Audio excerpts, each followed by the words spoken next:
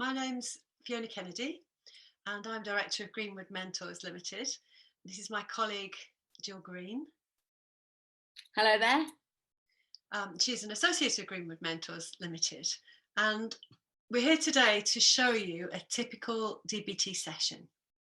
The reason we're doing this is because we often get involved in DBT training, and people have said to us, I can't quite see in my mind exactly how a session works. So we thought this might be helpful. So Jill is going to be Isa today, my client Isa. And we're going to role play this session for you. And I've also written the typical agenda of a DBT session here. You'll see it's very, very structured.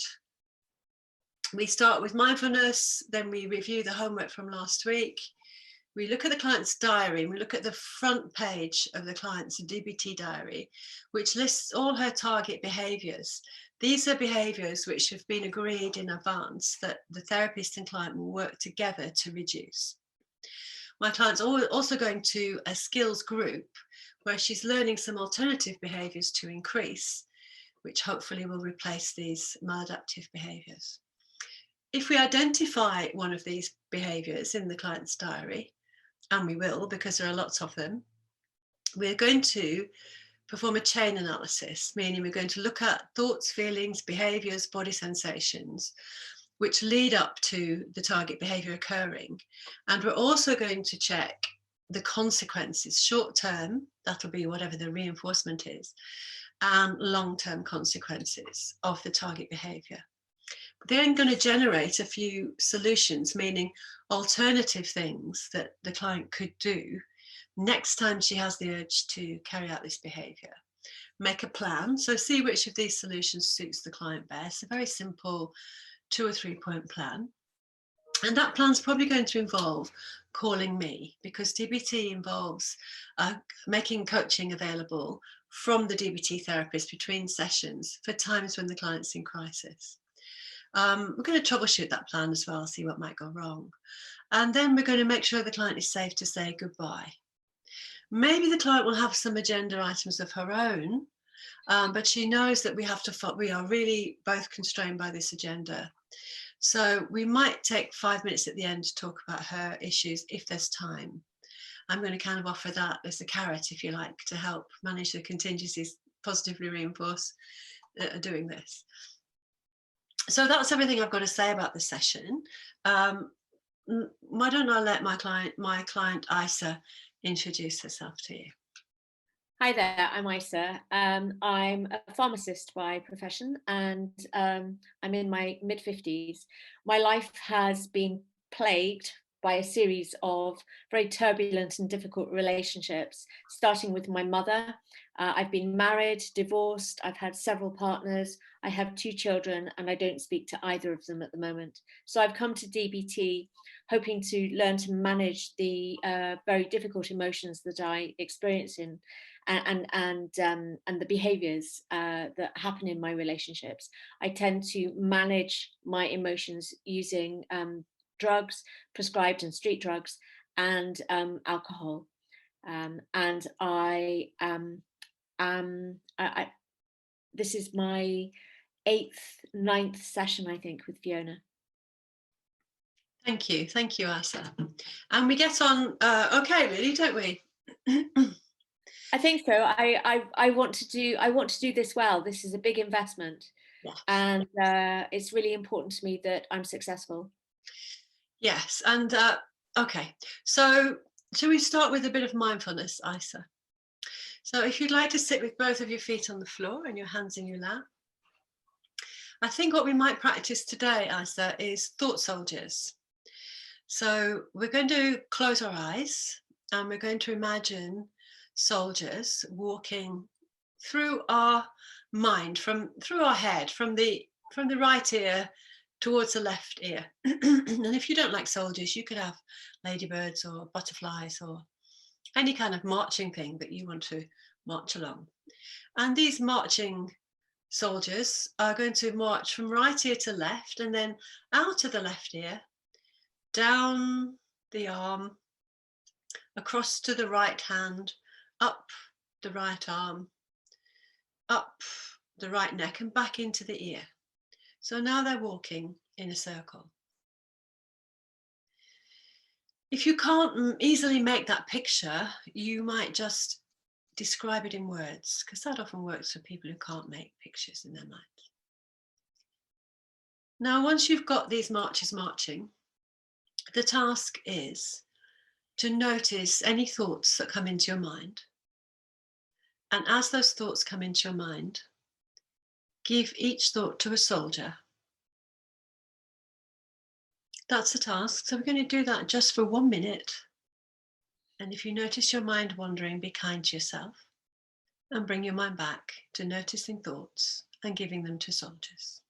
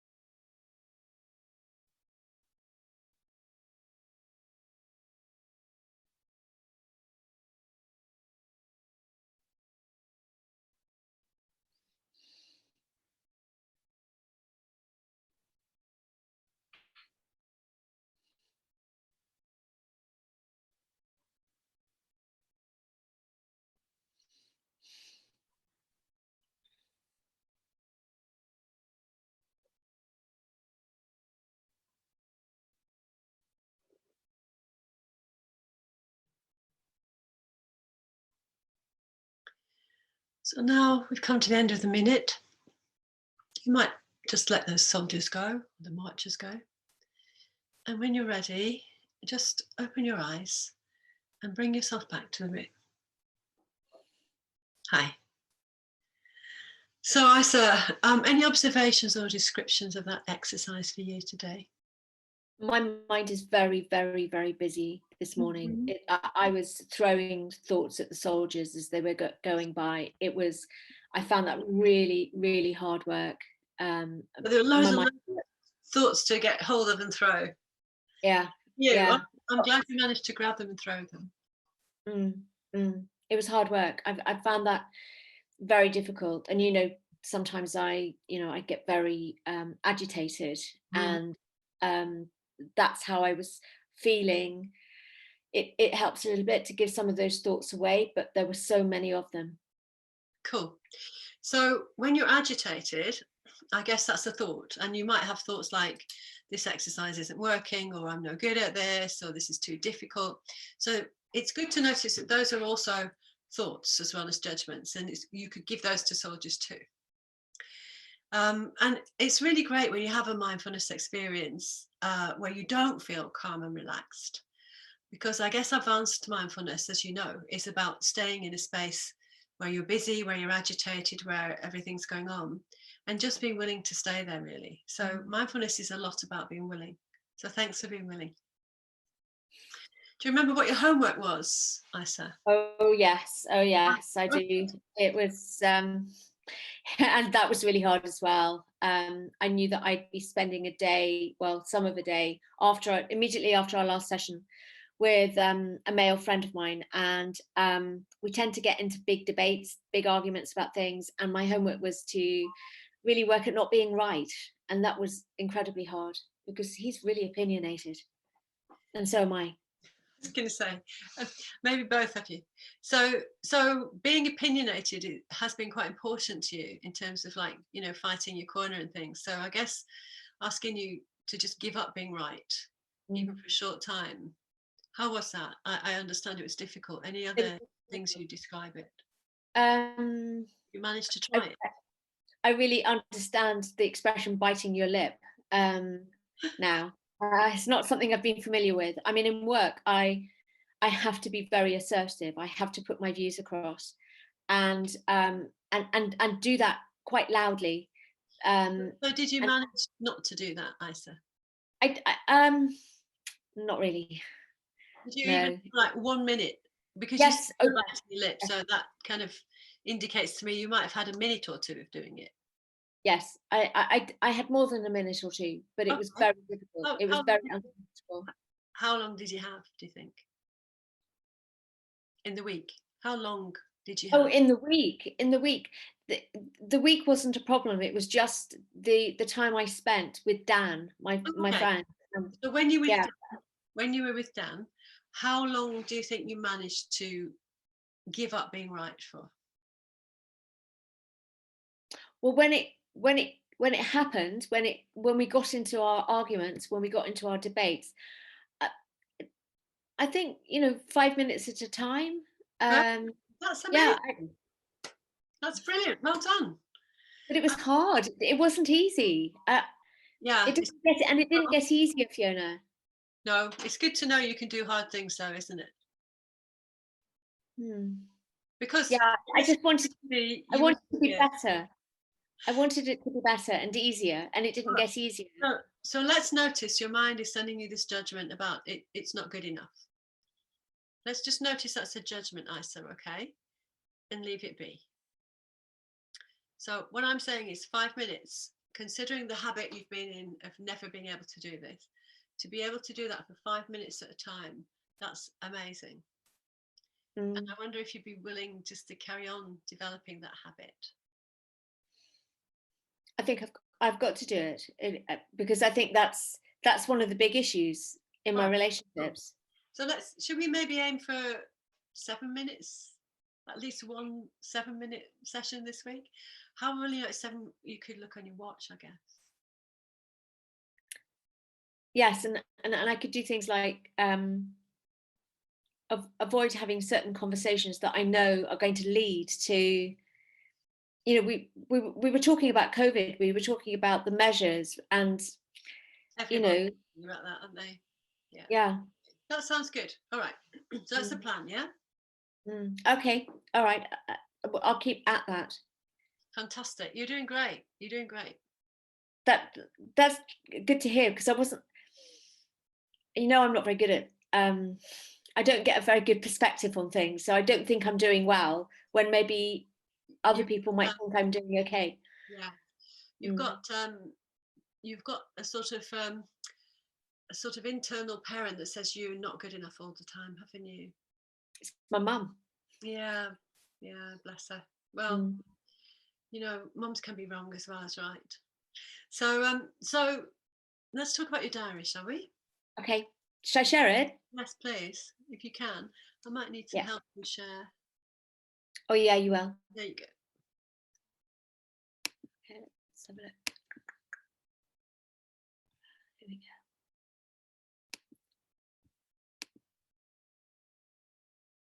go. Okay, can you see this? I can see it. Okay, I put in an extra emotion here at the end. Well, two. I put awkward because. All right.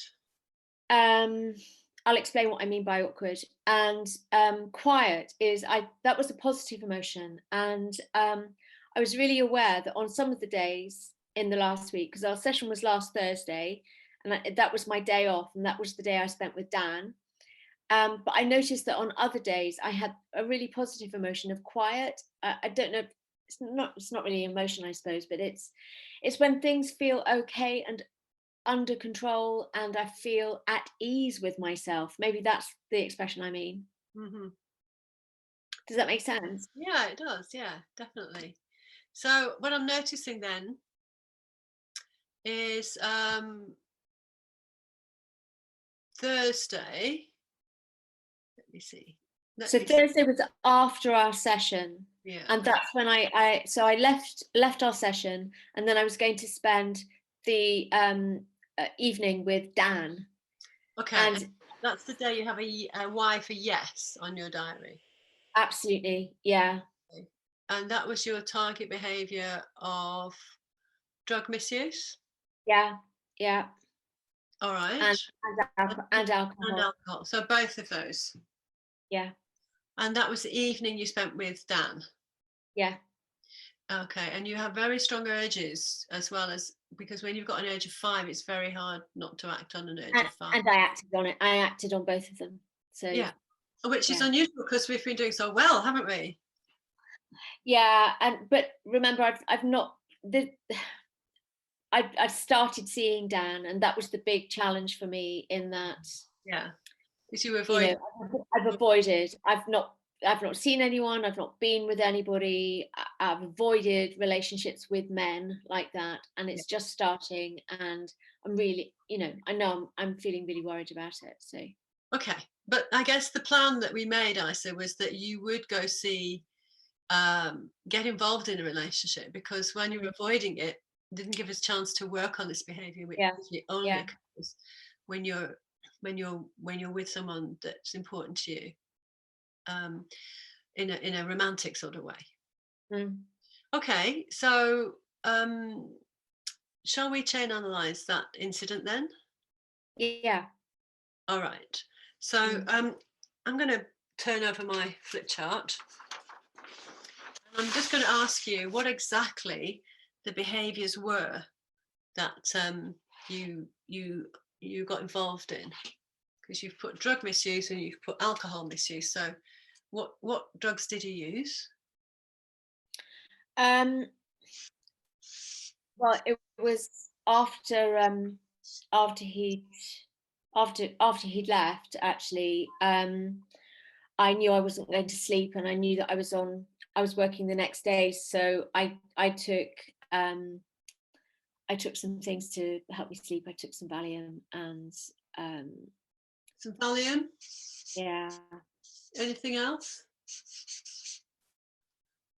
I took quite a bit of Valium actually, and it really just helped calm me down. And how much Valium did you take, Isa?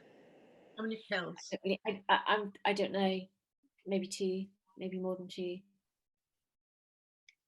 Can you think back and see if you can remember?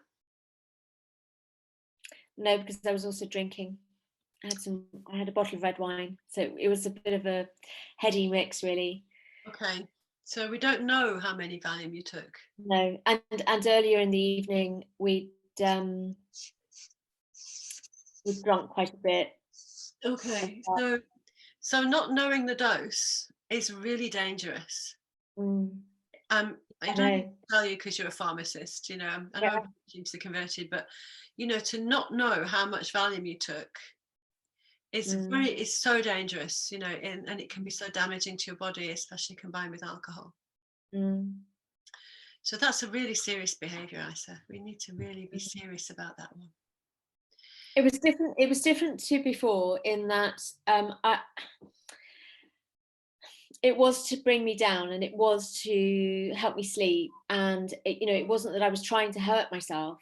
And so I know it was a different motivation, if you like. It was because it had been a very intense evening. Could you stop screen sharing now, Isa, so that we can see you better and see the screen better?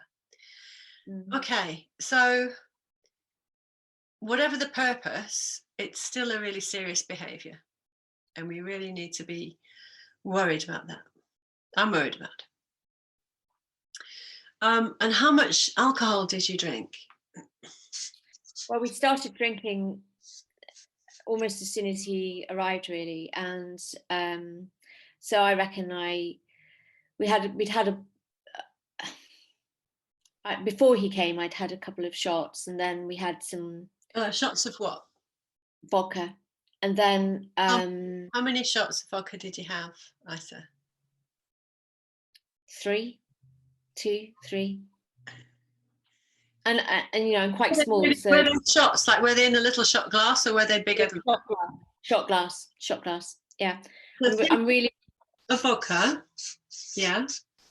Then we had a bottle of red wine. How much of that did you drink? Oh, at least half. Then we went to the pub. More than half? Did you drink more than Dan of the wine? Yes. Oh, yeah. 3/4 of a bottle?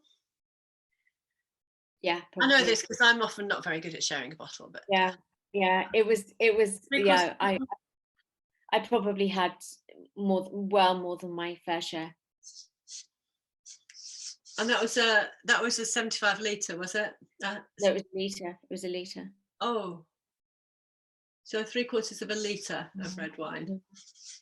Okay. And then in the pub? Well, in the pub, I went on to soft drinks, so I Oh, had, did you? yeah, yeah, I deliberately You didn't have any more alcohol after that? no, well, when we got back home again after the pub, I did, Okay, so uh, what did you do when you got home? more vodka, How much more? uh, probably the same. Another So 3. it was, yeah, it was maybe 6 shots of vodka, maybe. Oh, but you're not in sure by now. yeah, seems a lot, sounds a lot, but I know it's not. No, it is a lot. Mm. No, it is a lot. It's when it's in black and white like that that it's in Yeah, your face, it's really. very scary, isn't it? Yeah, Yeah. it is. It is. I mean, And then, if someone came into your pharmacy and said, "I've just had this yeah, and Valium," I don't know what I would you do? wouldn't be giving them Valium. No, I know. But what would you do if they did come in and say they'd had all that? And they Well, said, "No, how much certainly Valium wouldn't did you have?" release them with their Valium. Definitely not. I think you might even send them to hospital, might you? Yeah, yeah, absolutely. But Okay, all right. I suppose your body gets used to this, and your But tolerance your body goes, gets and you used to stop. it because you've stopped, haven't you? You've stopped drinking for so long. Mm, mm, I mm. know you haven't Well, been drinking for some time. I know you've been drinking a little bit, but you've been yeah, abstinent for some time. That's Rosie dog. Can you hear her? I can. She's decided somebody's going to invade my space, and she's not having it. Okay, so this is the behaviour. Yeah. So when did you first know you were going to um, take the alcohol? Th- Happened afterwards, didn't it? This was the second. yeah, I knew that after our session on the Thursday morning because I knew I was going to be seeing Really? Dan. So Really? yeah, yeah, Okay. So so mm, so in our session last time, we decided we were going to go see Dan, yes, and as soon yeah, as we would we that's kind of the trigger for it is deciding to go see Dan. Would that be right? yeah, yeah. Because I was excited and anxious at the same time that I. Yes. Okay. I got it. So this is your little trigger here, Yeah, and that was the decision to see Dan. Dan. Yes, Is that correct? yeah. All And right. what's going through my mind at that point is I don't want to screw this up because he's a nice bloke and I think we've got a lot in common. So I'm just thinking, just don't do this again. Don't mess this up. Okay. So there's a thought. Don't mess this up. Yeah. And I guess that's kind of tied up with the anxiety as well. Yeah. So you've got this feeling, yeah, which is anxiety, Yeah. and you've got this thought, don't mess it up. Mm. What's happening in your body? Really tense. Really tense. So I made myself look nice. I dressed up. I really put some effort in. Um, So, so during that day, you were spending quite a lot of time thinking about this, yeah, absolutely. going round in this circle a few times. I was And, making it a really big deal, and it didn't need to be a big deal. I know that now, but I didn't at the time. okay, and you were also getting yourself all dressed up Yeah, during the day. yeah. Mm.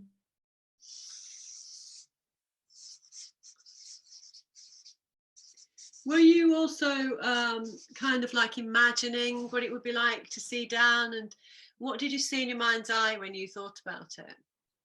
I saw. It sounds mad to think about this now, but I saw us having a big bus stop. Oh, Actually, okay.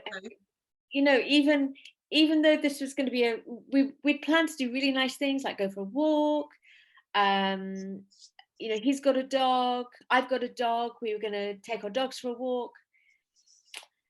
But in my mind, I had this the usual pictures of us having not with him, but other people, having a big argument and him leaving, him walking out and Okay. not seeing him again. So you thought he might leave, Yeah. and you thought, did you think that was going to be your fault? Because I know you often blame, Yeah, because people always leave me. and you often blame yourself, don't you, because of being too outspoken or being too Yeah, yeah. provocative or I'm whatever. but then I think, oh, it's because I'm a strong woman and men don't like strong women. And Okay. then I Okay. hear my dad saying that. So All right. So maybe it's not so much that you're going to blame yourself at this point. It's more that you might mess up, and the anxiety is yeah, that if you do mess up, he will leave. yeah, yeah. Okay. So when did you start? When did you have your first shot of vodka? Just before I knew he was coming, so he texted me to let me know he was on his way, and that's when I did, What because time? What time was that?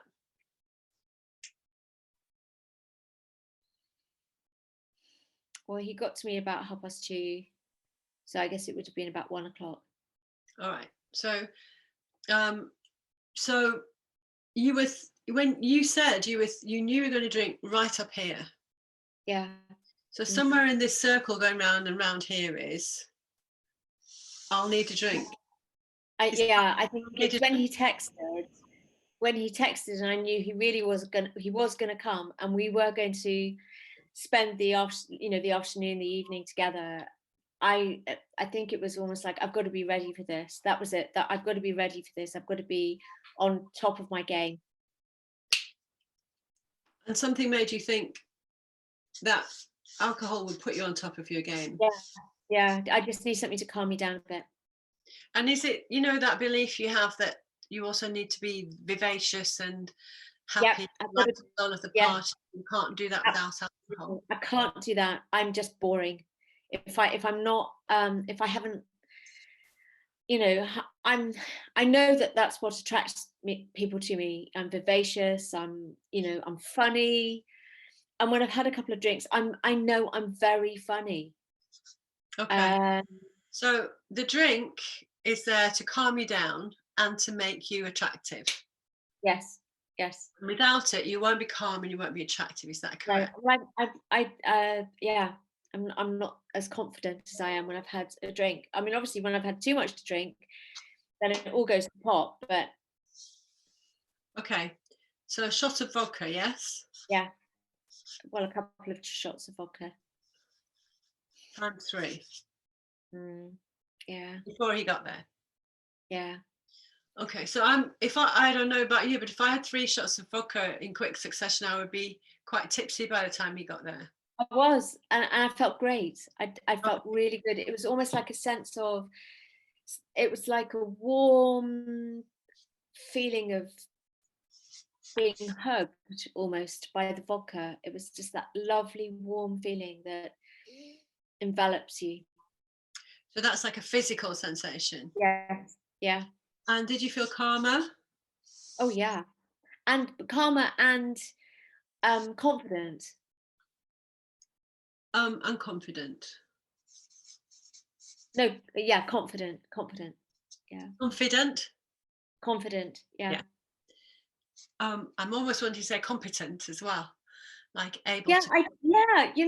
that's kind of it. I knew, when I'm in that state, the right words come out. The right I'm just, I can tell jokes. I'm really good at quick comebacks. Um, it's Cool. Um, and then he arrives and you open the wine. yeah, yeah. He brought a really nice bottle of wine. It's a Okay. very good Bordeaux. Okay. And did it occur to you to not drink that?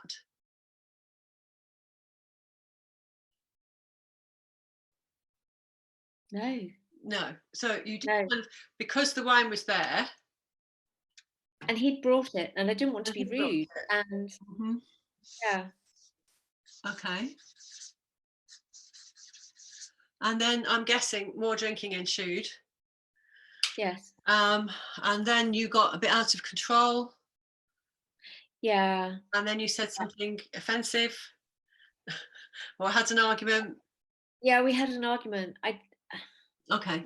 We got talking about lots of different things, and you Okay. know, you had this clash of opinions that somehow turns into an argument. Yeah, we were talking about, important things like COVID. Okay, I'm going to stop there, okay? Because Mm. the behaviour we're analysing, Isa, is this drinking these 3 shots of vodka, okay? Yeah, Because the rest of it, well, and maybe the red wine too, but mostly this, because the rest of it, the Valium and the red wine, kind of follow from here. mm. Because as well as these wonderful things that it did for you, making you feel great, you feel nice and warm physically, relaxed, you feel calm, your anxiety's gone, you feel confident, you feel competent, you feel fun. It does all those amazing things for you. So why wouldn't you have 3 shots of vodka, Blimey, that's a great reward. Mm. However, that's a short-term gain, right? Because the long term is you're not able to even think about refusing the wine, Yeah, which you would have yeah, thought about, I think, in the times that you've been abstinent, or even in the times you've been drinking moderately, you might have had 1 glass. And then you weren't able to control your giving up being right. And then you weren't able to control your taking Valium later. So this was kind of like, this was the point where it went. yes, yeah. Would you agree? But I think, like you said, it actually all started before that. It started as soon as I knew he was coming. I decided that that's what I was going to do. Yeah. And So you talked before about choice points. yeah. I had a choice point there, but Yeah. I didn't make a mindful choice. Actually, it was almost like I let it happen. It's like you've got the impaired in your mind to have this, to be fun and to be with somebody. I have to have a drink. Those two things are totally connected. Yes. Okay, cool. So what we've talked about, this idea of negative reinforcement. Mm-hmm. So negative reinforcement is what happens when you're in a bad place, usually an emotionally bad place, like anxious, I'm going to mess it up, tense, I don't know if I look good enough, it might go wrong. And then you do something, you have 3 shots of vodka, and you suddenly get out of that bad place and you don't have any of those thoughts anymore. So there's obviously lots of negative reinforcement for this behavior. Yes, absolutely. You escape from all this horrible circle you've been going around ever since you decided to see Dan. And secondly, who wouldn't like to feel competent and fun and attractive and confident? So there's actually lots of positive reinforcement as well. Yes, yes. So this is a very powerful behavior because it has negative reinforcement, these wonderful release from the horrible feelings, and it has positive reinforcement, which is feeling great. And from then you're dead in the water, girl. You're dead in the water, right? Yeah. You're not, it's not going to go well. And look at the cost, you felt out of control, which is like the last thing you ever want to be. Yeah. You had an argument, which is like the thing that you dreaded. It was exactly what I drunk to avoid. Exactly. And drinking what produced it. So isn't that interesting to notice that, that the brain says this is a solution and actually this is the problem. Yeah. And the next day was so awful. Oh, and the hangover. So I put hangover down there too. Yeah. And shame. Was it shame as well as hangover? Oh, pure disgust. Oh. And I was really Were you ashamed? Total shame and disappointment in myself. And so go back to the old self-loathing. Huge. I was really close to just I'm sorry that happened to you. I'm sorry. It's horrible to be hating yourself. And especially when you're hungover, because all those chemicals really make all the negative thoughts 20 times worse. Yeah, it was a complete car crash. Okay, we'll come back to that in a minute. I just want to also, if it's okay with you, briefly do your vulnerability cloud. And we've done this a few times before, but these are the things that you're carrying around with you the kind of background things that have been built in for years that make you vulnerable to this. So one of the things I've heard today is to say, drink equals me fun. I am fun when I'm drinking. Yeah. That's kind of like a deadly rule. Mm. And also competent. Yep. And all of those things we've talked about. Yeah. And also this unconscious that we've just brought to your awareness a bit more. When you even just imagine seeing Dan, your mind sends drink. Yes. So Dan, because he's an intimate person, equals drink. Yes. And then we've got as well that self, not good enough that you carry around with you. I'm not good enough. So without this drink, I can't be good enough for Dan. I can't be good enough for myself. Would that be correct? Yes. So we haven't put those so clearly in the chain because these are in every chain, aren't they? These are things that you and I might work on together that you carry around. Okay. Yes. But today we're just going to come back to this. So if you just stand back for a minute, see if you can helicopter up for me. Just imagine you're helicoptering up. In fact, let's stand up. Stand up, Isa, and just stand back a bit. And just have a look at that chain. And tell me what you most notice about it.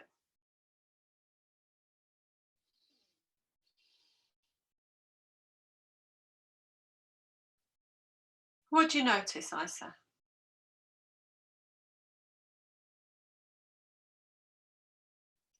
There's so many things going through my mind as I'm looking at it. Mm-hmm.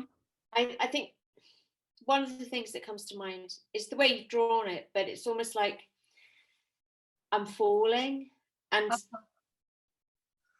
okay, it feels like you're falling.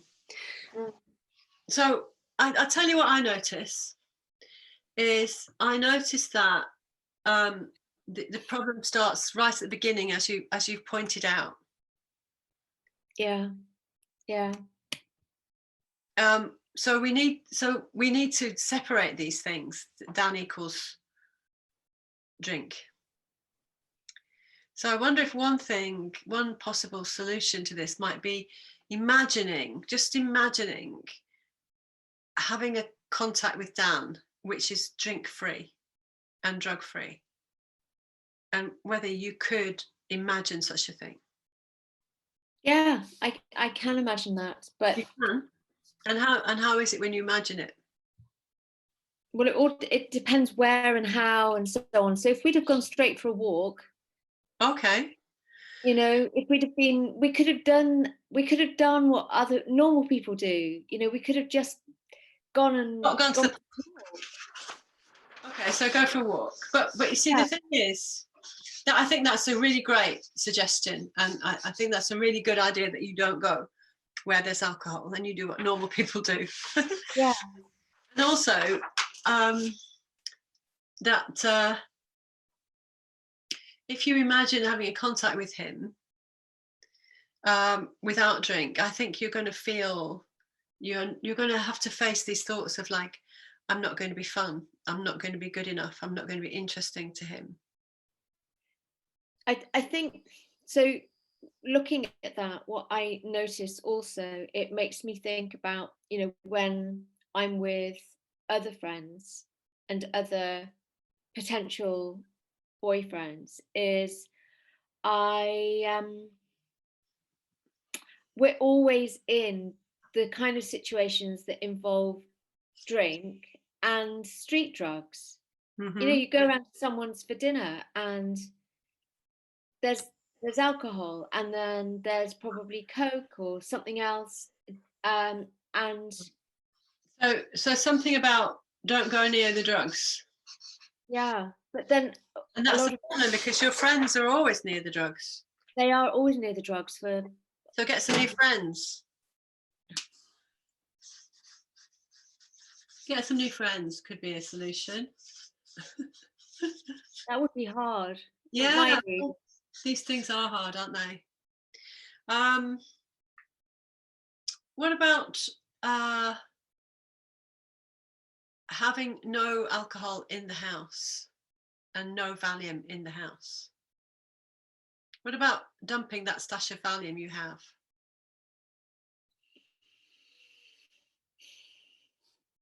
Well, yeah, because I always know that there's more. I can get it very easily. That's true, but if it's actually in your house and not in your pharmacy, that's Yeah, when you take it's it. not there. Yeah, If it's, yeah, and you won't be able to take it at night. I think people sometimes get quite anxious when they haven't got things around them, but I don't feel that. Okay. Well, you might feel it when you get I rid of might. it. So Yeah. we'll see. Okay. So go for a walk. Don't go near the drugs. Get new friends. Dump the Valium. And I'm thinking of also like working on being competent without the drugs, because you are a very competent woman. You work in the pharmacy. You're professional. You get compliments on your work. So you have lots of other areas of your life where you are competent. It's just in this particular area that I'm not good enough thing all lives in that area. Yeah, because I'm being judged on me, whereas at work I'm being judged on my professional skills and knowledge. Yeah. So I think we might need to work on your judgments of you. Yeah. Because it's not Dan that's judging you, it's you that's judging you. So when you practice it not being right. Of course he's judging me. No, he's not judging you. He's just spending time with you. Why should he be judging you? You just mind reading him, girl. You think he's judging you, but you don't. You have no evidence of that. But I judge people. Oh yeah, but that doesn't mean everyone does the same as you do. Anyway, we'll come back to that. Okay, I'll leave that thought with you. So you need to work on your judgment of you, and that might be something that we can do together, or and there'll be some stuff in the skills group as well. About my non-judgmental stance. You might apply that to you as well as to other people. Yes, and the not being right really got me thinking about that. Actually, so I do get that. Yes. So not being right, not just about other people, but or opinions, but about your judgments about you. Let's just notice that they're happening. And that they might be right, they might be wrong, but there's no guarantee that they're right. So which of these things, and of course, you should have called me, shouldn't you? When you were anxious and waiting for Dan, I should have had a phone call saying, I'm really anxious and I've got this drink in front of me and I'm desperate to.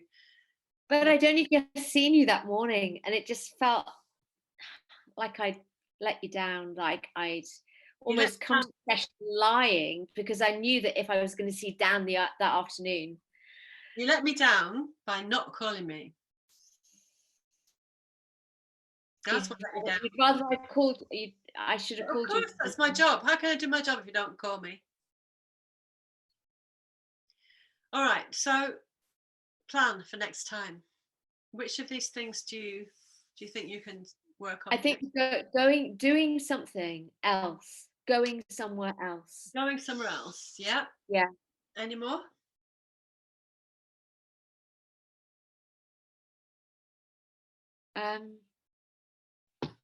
This has to happen. Yes, I haven't got very much anyway, so I can do that. I'll take it in and yeah. Okay. And probably also the alcohol shouldn't be in the house either. That's harder. I've got a lot of alcohol in the house. Can someone look after it for you? Yeah. Actually, I could give it to somebody to look after for me. Is that you will or you could? I'll ask her. Thank you. Okay, and calling me has to be on the list. Okay. Yeah, I've got your number on the fridge. It's there. Yeah, well, I can't speak to you from the fridge though. I have to be on the other end of the phone. Okay, all right. So go do something else when you see Dan. Dump the Valium and the alcohol. Call me Yes. when you're stuck, and I'm going to coach you to do this thing. Okay. Yes. Um, Yeah. and if you want to do one other thing, think about your judgments about you. Yeah. All right? Is that a good Yeah. plan? I can catch those judgments as well. Good. Good. Yeah. So what's going to go wrong with this plan, Nisa? I think it's when I get invitations to go to friends where there will be drugs and alcohol. That's the challenge. And these are people I want to be with and I want to spend time with. But if all that's on offer is, situations where I'm, that vulnerability cloud is really hanging over my head.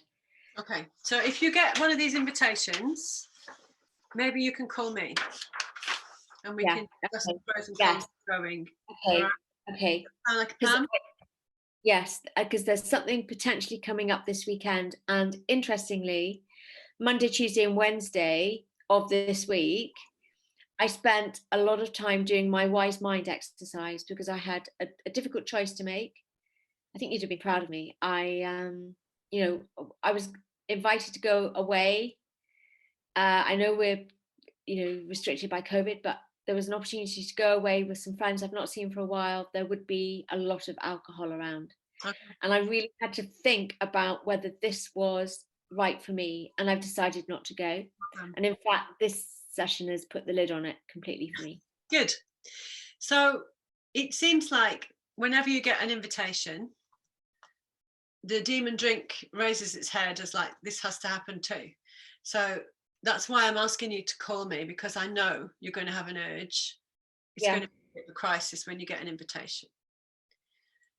All Mm. right. And if you have thoughts that say, oh, she won't be interested, or I've only just seen her, or she's too busy, thank your mind for those thoughts and call me anyway. All right. All right. Okay. I can do that. It's a plan. Okay. So do you feel safe to finish the session now? You feel content to go home? Well, I mean, you are at home, but Yeah, I do. I've got work later and I'm looking forward to it. Actually, it's going to be an interesting I'm going to a seminar, webinar online. I'm all right. looking forward to. Yeah. Mm. Okay. So thank you so much for your honesty and your willingness today, Isa. I know it's kind of really shameful and difficult to discuss this stuff. So you're a very brave lady. So thank you very much. Thank you. Take care. Bye bye. Bye bye.